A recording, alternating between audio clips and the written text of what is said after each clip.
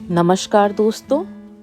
पिछले भाग में आपने सुना सेठ लगनदास का गोद लिया पुत्र मगनदास की शानदार जिंदगी गुजर हो रही थी, पर सेठ लगनदास की 70 की उम्र में पिता बनते ही संपत्ति के वारिस मगनलाल दर दर भटकने को मजबूर हो जाते हैं। मगनदास की शादी हो चुकी है।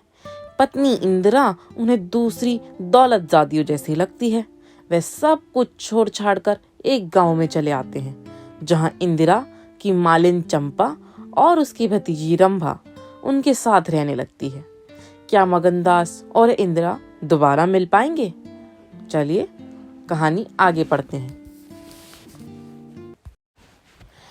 नागपुर इस गांव से 20 मील की दूरी पर था। चंपा उसी दिन चली गई और तीसरे दिन रंभा के साथ लौटी। यह उसकी भतीजी का नाम था। उसके आने से झोपड़ी में जान सी पड़ गई। मगनदास के दिमाग में मालिन की लड़की की जो तस्वीर थी, उसका रंभा से कोई मेल ना था। वह सौंदर्य नाम की चीज का अनुभवी जौहरी था, मगर ऐसी सूरत जिस पर जवानी की ऐसी मस्ती और दिल का चैन छीन लेने वाला ऐसा आकर्षण हो, उसने पहले कभी ना देखा था। उसकी जवानी का चांद अपनी सुनहरी और गंभीर शान के साथ चमक रहा था। सुबह का वक्त था। मगनदास दरवाजे पर पड़ा पड़ा ठंडी ठंडी हवा का मजा उठा रहा था। रंभा सिर पर घड़ा रखे पानी भरने को निकली। मगनदास ने उसे देखा और एक लंबी सांस खींचकर उठ बैठा। चेहरा मोहरा बहुत ही मोहक, ताजे फूल की तरह खिला हुआ चेहरा, आंखों में गंभीर सरलता। मगनदास को उसने भी देखा। चेहरे पर लाज की लाली दौड़ गई। प्रेम ने पहला वार किया।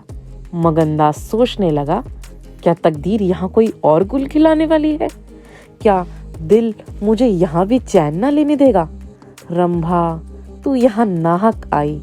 नाहक एक गरीब का खून तेरे सर पे होगा। मैं तो अब तेरे हाथों बिक चुका, मगर क्या तू भी मेरी हो सकती है? लेकिन नहीं, इतनी जल्दबाजी ठीक नहीं। दिल का सौदा सोच समझ कर करना चाहिए। तुमको अभी जब्त करना होगा। रंभा सुंदरी है, मगर झूठे मोती की आब और ताब उसे सच्चा नहीं बना सकती। तुम्हें क्या खबर कि उस भोली लड़की के कान प्रेम के शब्द से परिचित नहीं हो चुके हैं? कौन कह सकता है कि उसके सौंदर्य की वाटिका पर किसी फूल चुनने वाले के हाथ नहीं पड़ चुके हैं?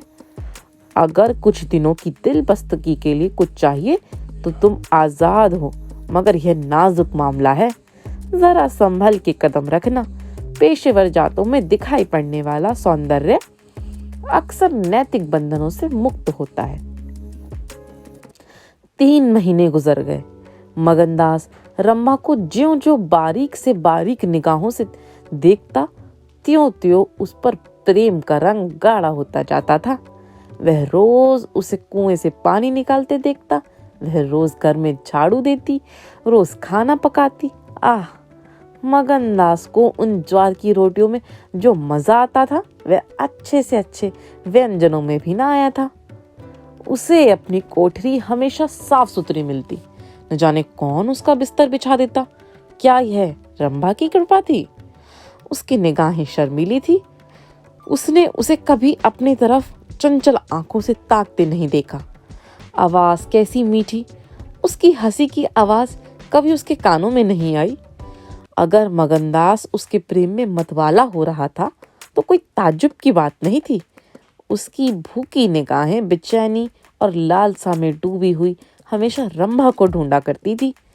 वह जब किसी गांव को जाता तो मीलों तक उसकी जिद्दी और बेताब आंखें मुड़ मुड़कर झोपड़े के दरवाजे की तरफ आती।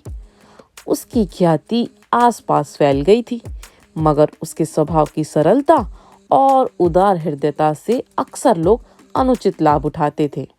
इंसाफ पसंद लोग तो स्वागत सत्कार से काम निकालते, और जो लोग ज्यादा समझदार थे वे लगातार तकाजों का इंतजार करते। क्योंकि मगनदास इस फन को बिल्कुल नहीं जानता था, बावजूद दिन रात की दौड़ धूप के गरीबी से उसका गला ना छूटता। जब वह रंभा को चक्की पीसते हुए देखता तो गेहूं के साथ उसका दिल भी पिस जाता था। वह कुएं से पानी निकालती तो उसका कलेजा निकल आता। जब वह पड़ोस की औरतों के कपड़े सीती तो कपड़ों के साथ मगनदास का दिल छिद जाता। मगर उसका कुछ बस था न काबू। मगनदास की हृदय भेदी दृष्टि को इसमें तो कोई संदेह नहीं था कि उसके प्रेम का आकर्षण बिल्कुल बेअसर नहीं है, वरना रंभा की उन वफा से भरी हुई खातिरदारियों की तुक वह कैसे बिठाता। वफा ही वह जादू है, रूप के गर्व का सिर नीचा कर सकता है। मगर प्रेमिका के दिल में बैठने का मादा उसमें बहुत कम था। कोई दूसरा मनचला प्रेमी अब तक अपने वशीकरण में कामयाब हो चुका होता, लेकिन मगनदास ने दिल आशिक का पाया था और जुबान माशूक की। एक रोज शाम के वक्त चंपा किसी काम से बाजार गई हुई थी और मगनदास हमेशा की तरह चारपाई पे पड़ा सपने देख रहा था। रंभा अद्भुत छटा के साथ आकर उसके सामने खड़ी हो गई। उसका भोला चेहरा कमल की तरह खिला हुआ था और आंखों से सहानुभूति का भाव झलक रहा था। मगनदास ने उसकी तरफ पहले आश्चर्य और फिर प्रेम की निगाहों से देखा और दिल पर जोर डाल के बोला, आओ रंभा, तुम्हें देखने को बहुत दिनों से आंखें तरस रही थी। रंभा ने भोलेपन से कहा, मैं यहाँ ना आती तो तुम मुझसे कभी ना बोलते। मगनदास का हौसला बढ़ा, बोला, बिना मर्जी पाए तो कुत्ता भी नहीं आता। रंभा मुस्कुराई, कली खिल गई, मैं तो आप ही चली आई। मगनदास का कलेजा उछल पड़ा। उसने हिम्मत करके रंभा का हाथ पकड़ लिया और भावावेश से कांपती हुई आवाज में बोला, नहीं नहीं रंभा, ऐसा नहीं है, यह मेरी महीनों की तपस्या का फल है। मगनदास ने बेताब होकर उसे गले लगा लिया। जब वह चलने लगी तो अपने प्रेमी की ओर प्रेम भरी दृष्टि से देखकर बोली, अब यह प्रीत हमको निभानी होगी। पौ फटने के वक्त जब सूर्य देवता के आगमन की तैयारियां हो रही थी, मगनदास की आंखें खुली।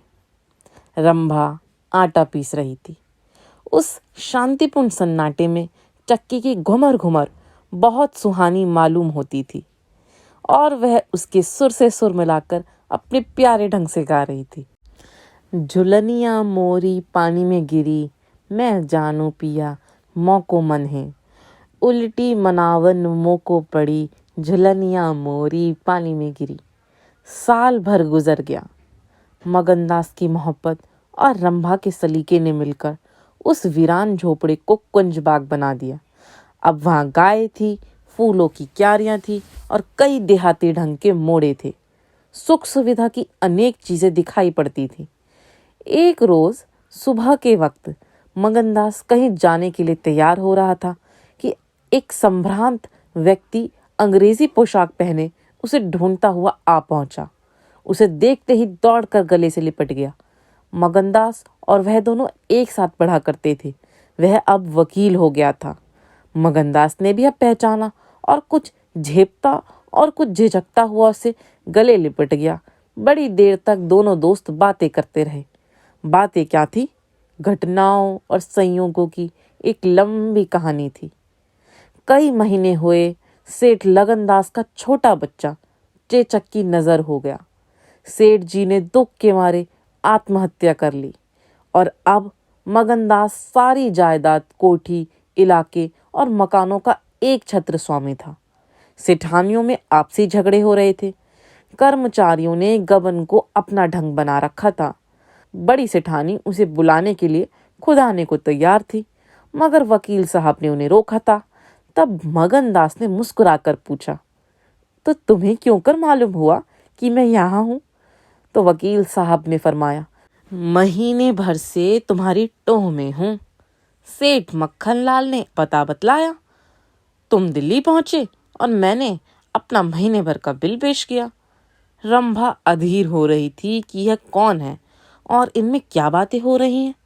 10 बजते बजते वकील साहब मगनदास से 1 हफ्ते के अंदर आने का वादा लेकर विदा हुए। उसी वक्त रंभा आ पहुंची और पूछने लगी, ये कौन थे? इनका तुमसे क्या काम था? मगनदास ने जवाब दिया, यमराज का दूत। रंभा, क्या आसगुन बातें बकते हो? मगनदास, नहीं नहीं रंभा, यह आसगुन नहीं है। यह सचमुच मेरी मौत का दूत था, मेरी खुशियों के बाग को रौंदने वाला, मेरी हरी भरी खेती को उजाड़ने वाला। रंभा, मैंने तुम्हारे साथ दगा की है, मैंने तुम्हें अपने फरेब के जाल में फंसाया है। मुझे माफ़ करो, मोहब्बत ने मुझे यह सब कराया। मैं मगन सिंह ठाकुर नहीं हूँ, मैं सेठ लगनदास का बेटा और सेठ मक्खनलाल का दामाद हूँ। मगनदास को डर था कि रंभा यह सुनते ही चौंक पड़ेगी और शायद उसे जालिम दगाबाज कहने लगे, मगर उसका ख्याल गलत निकला। रंभा ने आंखों में आंसू भरकर सिर्फ इतना कहा, तो क्या तुम मुझे छोड़कर चले जाओगे? मगनदास ने उसे गले लगाकर कहा, हाँ। रंभा, क्यों? मगन, इसलिए कि इंदिरा बहुत होशियार, सुंदर और धनी है। रंभा, मैं तुम्हें ना छोड़ूंगी। कभी इंदिरा की लौंडी थी, अब उनकी सौत बनूंगी। तुम जितनी मेरी मोहब्बत करोगे उतनी इंदिरा की तो ना करोगे, क्यों? मगनदास इस भोलेपन पर मतवाला हो गया, मुस्कुराकर बोला, अब इंदिरा तुम्हारी लौंडी बनेगी, मगर सुनता हूँ वह बहुत सुंदर है, कहीं मैं उसकी सूरत पर लुभा ना जाऊं। मर्दों का हाल तो तुम जानती हो, मुझे अपने ही से डर लगता है। रंभा ने विश्वास भरी आंखों से देखकर कहा, क्या तुम भी ऐसा करोगे? ओह, जो जी में आए करना, मैं तुम्हें न छोड़ूंगी। इंदिरा रानी बने, मैं लौंडी होंगी, क्या इतने पर भी मुझे छोड़ दोगे? मगनदास की आंखें डबडबा आई, बोला, प्यारी, मैंने फैसला कर लिया है कि दिल्ली न जाऊंगा। यह तो मैं कह ही नहीं पाया कि सेठ जी का स्वर्गवास हो गया है। बच्चा उनसे पहले ही चल बसा। अफसोस, सेठ जी के आखिरी दर्शन भी ना कर सका। अपना बाप भी इतनी मोहब्बत नहीं कर सकता। उन्होंने मुझे अपना वारिस बनाया है। वकील साहब कहते थे कि सेठानियों में अनबन है, नौकर चाकर लूट मार मचा रहे हैं। वहाँ का यह हाल है और मेरा दिल वहाँ जाने का राजी नहीं होता। दिल तो यहाँ है, वहाँ कौन जाए? रंभा जरा देर सोचती रही, फिर बोली, तो मैं तुम्हें छोड़ दूंगी। इतने दिन तुम्हारे साथ रही, जिंदगी का सुख लूटा, अब जब तक जीऊंगी इस सुख का ध्यान करती रहूंगी। मगर तुम मुझे भूल तो ना जाओगे? साल में एक बार देख लिया करना, इसी झोपड़े में आकर। मगनदास ने बहुत रोका, मगर आंसू न रुक सके। बोला, रंभा, ऐसी बातें ना करो, कलेजा बैठा जाता है। मैं तुम्हें छोड़ नहीं सकता, इसलिए नहीं कि तुम्हारे ऊपर कोई एहसान है, तुम्हारी खातिर नहीं, अपनी खातिर। वह शांति, वह प्रेम, वह आनंद जो मुझे यहाँ मिलता है और कहीं नहीं मिल सकता। खुशी के साथ जिंदगी बसर हो, यही मनुष्य के जीवन का लक्ष्य है। मुझे ईश्वर ने यह खुशी यहाँ दे रखी है, तो मैं उसे क्यों छोड़ूं? धन दौलत को मेरा सलाम, मुझे उसकी हवस नहीं। रंभा फिर गंभीर स्वर में बोली, मैं तुम्हारे पाँव की बेड़ी ना बनूंगी। चाहे तुम मुझे अभी न छोड़ो, लेकिन थोड़े दिनों में तुम्हारी यह मोहब्बत न रहेगी। मगनदास को कोड़ा लगा, जोश से बोला, तुम्हारे सिवा इस दिल में अब कोई और जगह नहीं पा सकता। रात ज्यादा हो गई थी। अष्टमी का चांद सोने जा चुका था। दोपहर की कमल की तरह साफ आसमान में सितारे खिले हुए थे। किसी खेत के रखवाले की बांसुरी की आवाज, जिसे दूरी ने तासीर, सन्नाटे ने सुरीलापन और अंधेरे ने आत्मिकता का आकर्षण दे दिया था, कानों में आ जा रही थी कि जैसे कोई पवित्र आत्मा नदी के किनारे बैठी हुई पानी की लहरों से या दूसरे किनारों के खामोश और अपनी तरफ खिंचने वाले पेड़ों से अपनी जिंदगी की गम की कहानी सुना रही है। मगनदास सो गया, मगर रंभा की आंखों में नींद न आई। सुबह हुई तो मगनदास उठा और रंभा को पुकारने लगा, मगर रंभा रात ही को अपनी चाची के साथ वहां से कहीं चली गई। मगनदास को उस मकान के दरो दीवार पर एक मनहूसियत सी छाई हुई मालूम हुई कि जैसे घर की जान निकल गई हो। वह घबरा कर उस कोठरी में गया जहां रंभा रोज चक्की पीसती थी, मगर अफसोस, आज चक्की एकदम निश्चल थी। फिर वह कुएं की तरफ दौड़ गया, लेकिन ऐसा मालूम हुआ कि कुएं ने उसे निगल जाने के लिए अपना मुंह खोल दिया है। तब वह बच्चों की तरह चीख उठा। वह रोता हुआ फिर उसी झोपड़ी में आया जहां कल रात तक प्रेम का वास था। मगर उस वक्त वह शोक का घर बनी हुई थी। जब जरा आंसू थमे तो उसने घर में चारों तरफ निगाह दौड़ाई। रंभा की साड़ी अरगनी पर पड़ी हुई थी। एक पिटारी में वह कंगन रखा हुआ था जो मगनदास ने उसे दिया था। बर्तन सब रखे हुए थे, साफ और सुथरे। मगनदास सोचने लगा, रंभा, तूने रात को कहा था मैं तुम्हें छोड़ दूंगी। क्या तूने वह बात दिल से कही थी? मैंने तो समझा था तू दिल लगी कर रही है, नहीं तो मुझे तुझे कलेजे में छिपा लेता। मैं तो तेरे लिए सब कुछ छोड़े बैठा था। तेरा प्रेम मेरे लिए सब कुछ था। मैं यूं बेचैन हूँ, क्या तू भी बेचैन नहीं है? हाय, तू रो रही है, मुझे यकीन है तू अब भी लौट आएगी। फिर सजीव कल्पनाओं का एक जमघट उसके सामने आया। वे नाजुक अदाएं, वे मतवाली आंखें, वे भोली भाली बातें, वे अपने को भूली हुई सी मेहरबानियाँ, वह जीवनदायी मुस्कान, वह आशिकों जैसी दिलजोइयाँ, वह प्रेम का नशा, वह हमेशा खिला रहने वाला चेहरा, वह लचक लचक कर कुएं से पानी लाना, वह इंतजार की सूरत, वह मस्ती से भरी हुई बेचैनी, ये सब तस्वीरें उसकी निगाहों के सामने बेताबी के साथ फिरने लगी।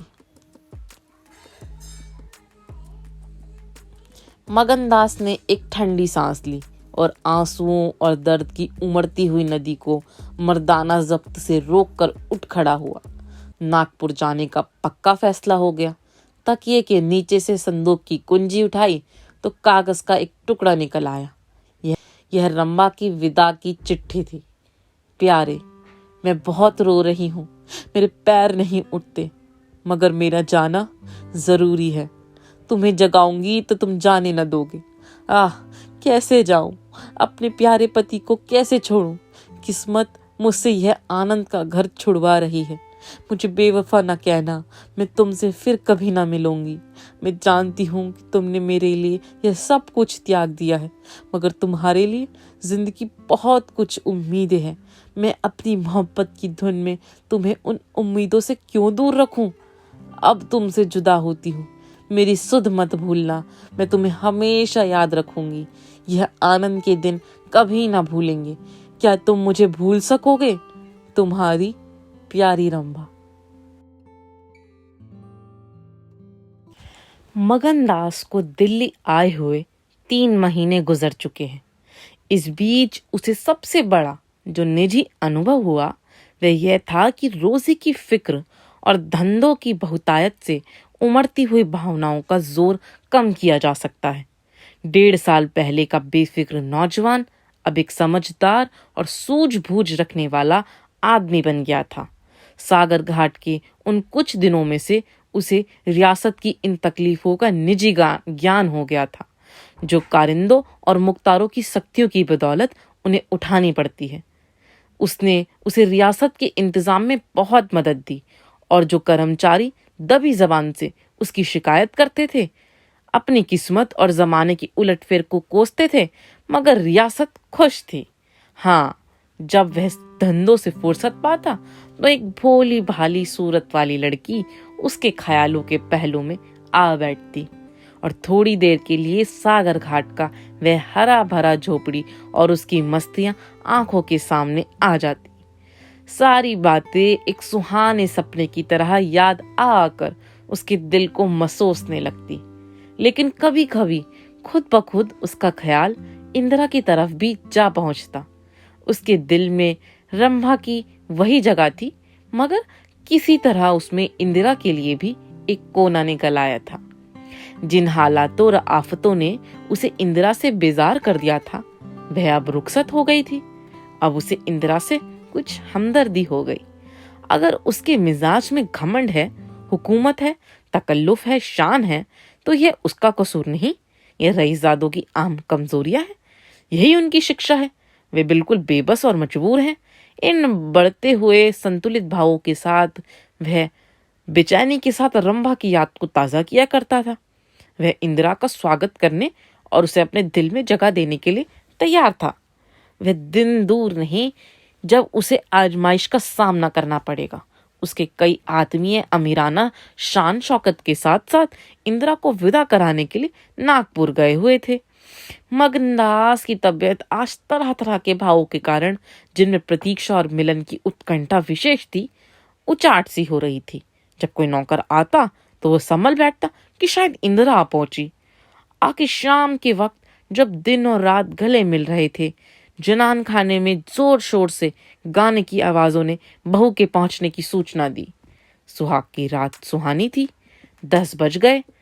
खुले और हवादार सहन में चांदनी छिटकी हुई थी। वह चांदनी जिसमें नशा है, आरजू है और खिंचाव है। गमलों में खिले हुए गुलाब और चंपा के फूल चांद की सुनहरी रोशनी में ज्यादा गंभीर और खामोश नजर आते थे। मगनदास इंदिरा से मिलने के लिए चला। उसके दिल से लालसाएं जरूर थी, मगर एक पीड़ा भी थी। दर्शन की उत्कंठा थी, मगर प्यार से खोली मोहब्बत नहीं, प्राणों का खिंचाव था जो उसे खींचे लिए जाता था। उसके दिल में बैठी हुई रंभा शायद बार बार बाहर निकलने की कोशिश कर रही थी, इसलिए दिल में धड़कन हो रही थी। मैं सोने के कमरे के दरवाजे पर पहुंचा। रेशमी पर्दा पड़ा हुआ था। उसने पर्दा उठा दिया। अंदर एक औरत सफेद साड़ी पहनी खड़ी थी। हाथ में चंद खूबसूरत चूड़ियों के सिवा उसके बदन पर एक जेवर भी न था। जो ही पर्दा उठा और मगनदास ने अंदर कदम रखा, वह मुस्कुराती हुई उसकी तरफ बढ़ी। मगनदास ने उसे देखा और चकित होकर बोला, रंभा। और दोनों प्रेमावेश से लिपट गए। दिल में बैठी हुई रंभा बाहर निकल आई थी। साल भर गुजरने के बाद एक दिन इंदिरा ने अपने पति से कहा, क्या रंभा को बिल्कुल भूल गए? कैसे बेवफा हो? कुछ याद है उसने चलते वक्त तुमसे क्या विनती की थी? मगनदास ने कहा, खूब याद है। वह आवाज भी कानों में गूंज रही है। रंभा को भोली भाली लड़की समझता था। यह नहीं जानता था कि ये त्रिया चरित्र का जादू है। मैं अपनी रंभा को अब भी इंदिरा से ज्यादा प्यार करता हूँ। तुम्हें डाह तो ना होती? इंदिरा ने हंसकर जवाब दिया। डाह क्यों हो? तुम्हारी रंभा है तो क्या मेरा मगन सिंह नहीं है? मैं अब भी उस पर मरती हूँ। दूसरे दिन दोनों दिल्ली से एक राष्ट्रीय समारोह में शरीक होने का बहाना करके रवाना हो गए और सागर घाट जा पहुंचे। वह झोपड़ा, वह मोहब्बत का मंदिर, वह प्रेम भवन फूल और हरियाली से लहरा रहा था। चंपा मालिन उन्हें वहां मिली। गांव के जमींदार उनसे मिलने के लिए आए। कई दिन तक फिर मगन सिंह को घोड़े निकालने पड़े। रंभा कुएं से पानी लाती, खाना पकाती, फिर चक्की पीसती और गाती। गांव की औरतें फिर उससे अपने कुर्ते और बच्चों की लेसदार टोपियां सिलवाती हैं। हाँ, इतना जरूर कहती हैं कि उसका रंग कैसे निखर आया है, हाथ पांव कैसे मुलायम पड़ गए हैं। किसी बड़े घर की रानी मालूम होती है, मगर स्वभाव वही है। वही मीठी बोली, वही मुरावत, वही हंसमुख चेहरा। इस तरह एक हफ्ता इस सरल और पवित्र जीवन का आनंद उठाने के बाद दोनों दिल्ली वापस आए और अब 10 साल गुजरने पर भी साल में एक बार उस झोपड़े के नसीब जागते हैं। वह मोहब्बत की दीवार अभी तक उन दोनों प्रेमियों को अपने छाया में आराम देने के लिए खड़ी है। तो दोस्तों, इंदिरा उर्फ रंभा के द्वारा रचा गया त्रिया चरित्र मगनदास की सोच से परे था। तो कैसी लगी आपको यह कहानी? कमेंट सेक्शन में जरूर बताइए। अगर आपको यह वीडियो अच्छी लगी है तो इस चैनल को सब्सक्राइब करिए और सुनते रहिए राहें कहानियों की, एक कहानी दीपाली की जुबानी। Thank you.